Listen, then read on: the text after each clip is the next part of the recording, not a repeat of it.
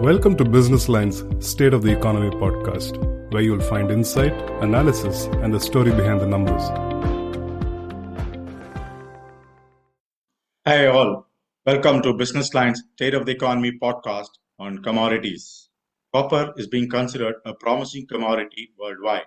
Its prices have remained stable over the past couple of years, as it is seen as a key component to the greening of the economy and electrical vehicles, besides construction and infrastructure. In India, copper is gaining traction. Over the past few years, it has been witnessing double-digit growth. In the 2023-24 fiscal, it has been pegged at 13%. According to the annual copper demand study by the International Copper Association India, copper demand in 2023-24 was 1.7 million tons. This surge is attributed to the overall economic expansion. Notably, post-pandemic, the average annual copper demand increased by 21% between 2021 and 23-24.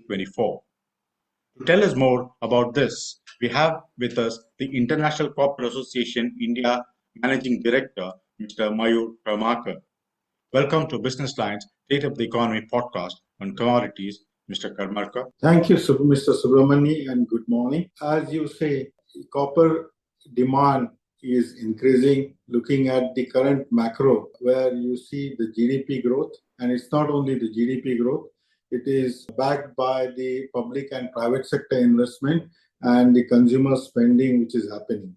So as a result, in the financial year 2024, copper demand has grown up by 13%. And this was also backed up with the each sector of the demand. If first look at why the data. I mean, IC has been working on producing this data set for the industry and the government since financial year 2018.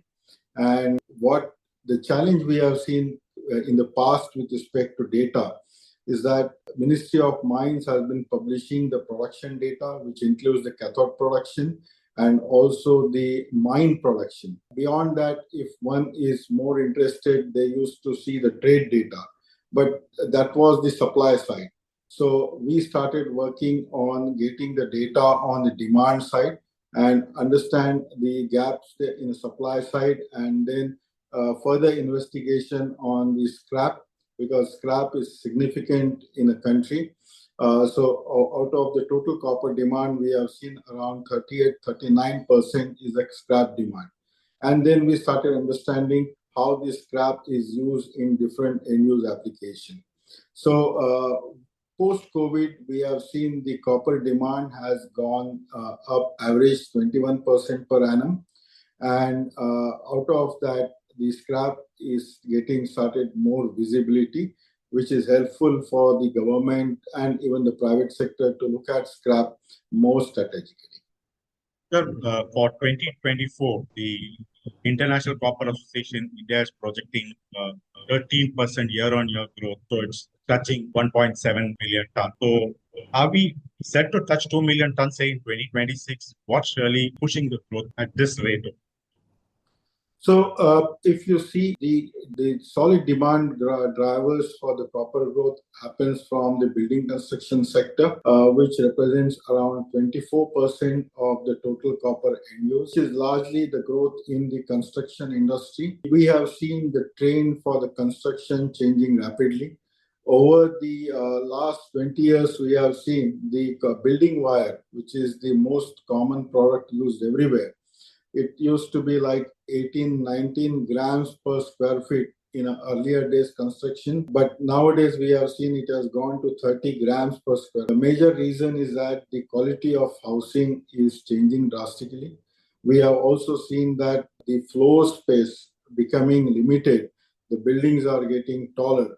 As a result of that, the overall copper usage in a building is increasing. The next sector, you look at the infrastructure. We are seeing everywhere the airports are being newly constructed, renovated.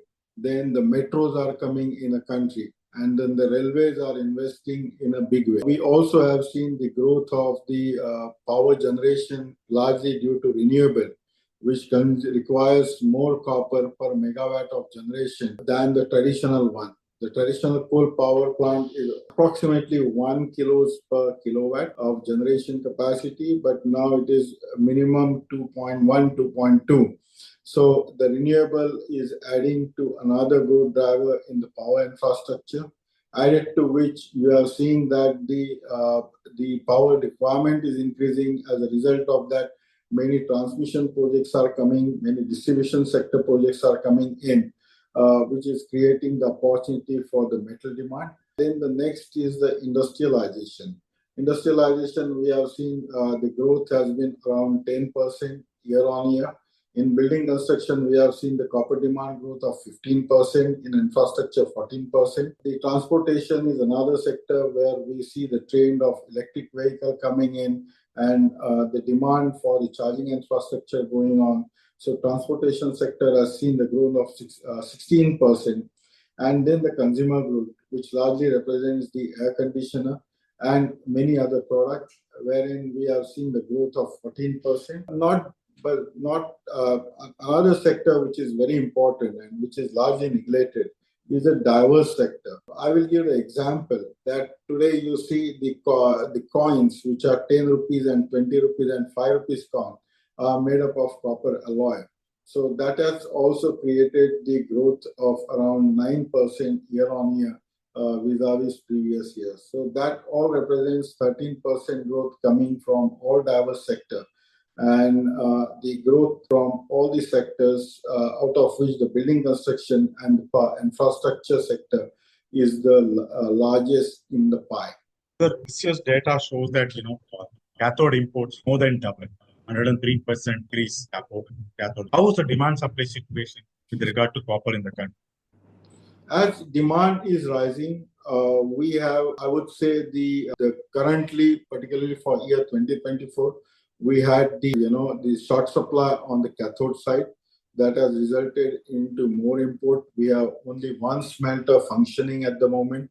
After 2018, the unfortunate incidents at the Tuticorin and further legal proceedings to that, we were deprived of the cathode capacity. So in year 2025, we expect that gap will be bridged out to some extent because the Adani smelter will be coming up towards the last quarter of year 2025. But going forward, we will add to the capacity of 500,000 tons. But in view of the increasing demand, I think import will continue to some more years. But particularly last year, if you see, the cathode import was around 360,000 tons, which will be there going forward at least for a year, and then slowly the import will get reduced and the domestic production will keep increasing.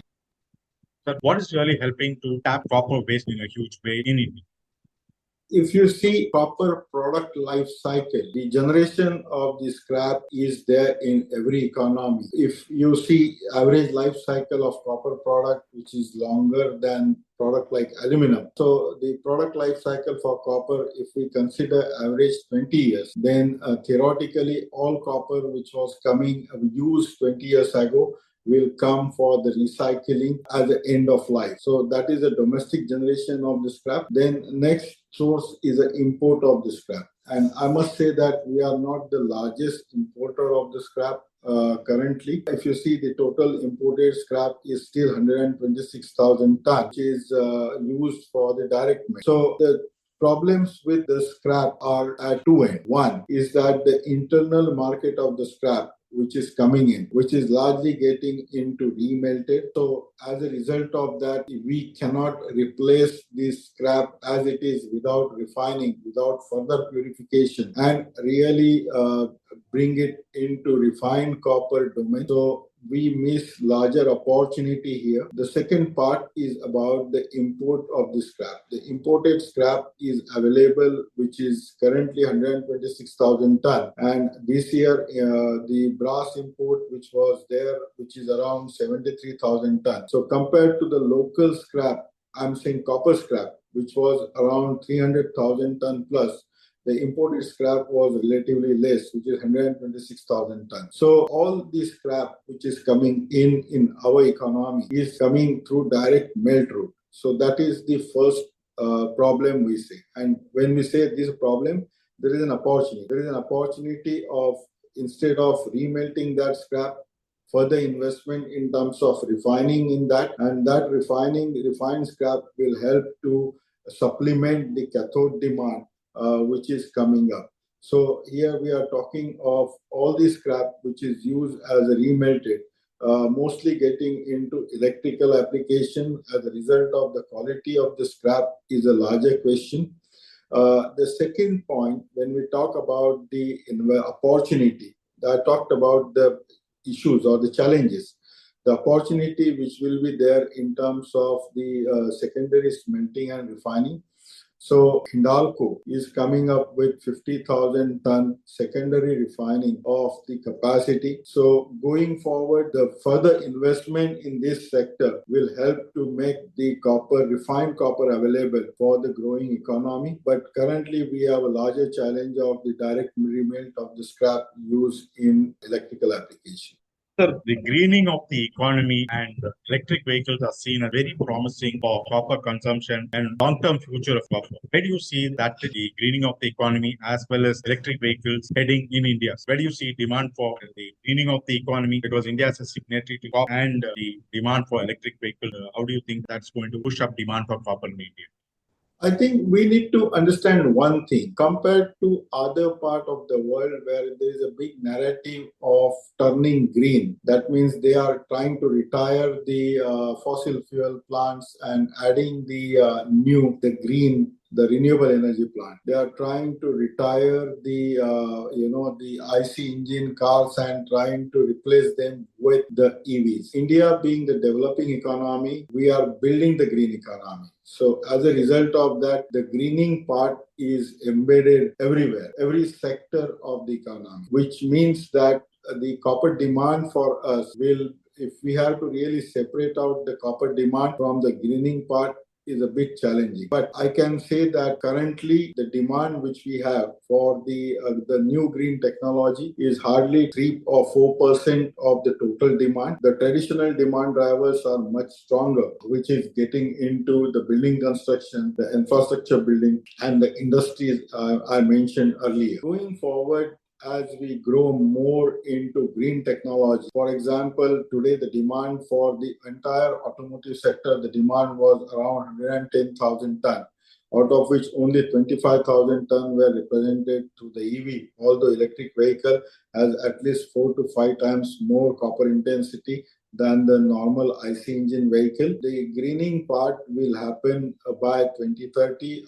We expect that the demand will be going to the tune of at least 9 to 10%, which is still, compared to the other growth driver, is relatively small. But now the buildings which we have got, now we don't have to renovate the old building and make it green, because our new buildings which are coming in are green. So to that extent, it will be a bit challenging in terms of segregating the demand specifically from the building sector, or to that matter, even the infrastructure sector. So going forward, the trend of greening, which will be there in the country, but the green part will be embedded into all sectors. Now, additional net zero technologies, if you see, for example, the renewable or the electric vehicle, our demand will be still 8 to 10%, unlike the developed economy where the old infrastructure is being converted into green by either demolishing them or by retrofitting them, or by